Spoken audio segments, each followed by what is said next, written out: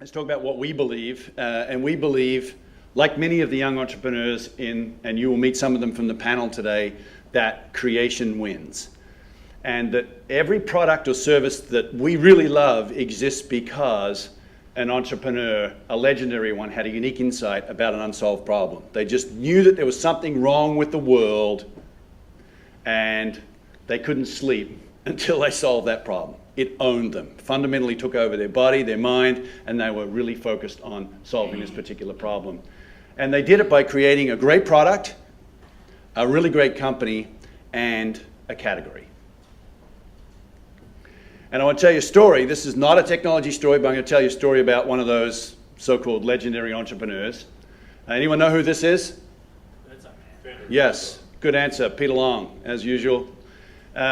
This is Clarence Birdseye, 1920s. He was working in northern Canada, and he was up there with the natives from that part of the world, and he watched them pulling fish out of the lake, dropping them on the ice. The fish kind of froze pretty damn quick, and they would take that fish back to the places that they were living, igloos and so on, and they would be able to consume that fish for months and months later. And this is at a time when there was no airlines, probably no motor cars, or only a few, and really the only way of transportation was by rail. And so he came up with this idea that if you could do that for fish, well, why couldn't you do that for vegetables? And of course, he went on to really create what we know of flash freezing. He was obsessed with this problem. How do we get fresh food to people in a world where they don't live next to farms? That was his obsession.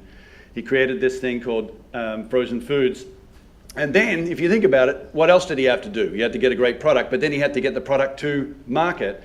And the way he did that was he convinced the railway cars to go put frozen food or refrigerators in the railway cars.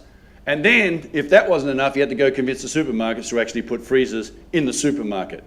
And we walk down what we call the frozen foods aisle today, and not only is there vegetables, but there's pretty much any other kind of food that you want. And we don't even know that a guy, Clarence Birdseye in this particular case, created a category, in this case frozen foods. We don't know that. But that individual absolutely did that. And it turns out that that particular industry is a $1 trillion industry.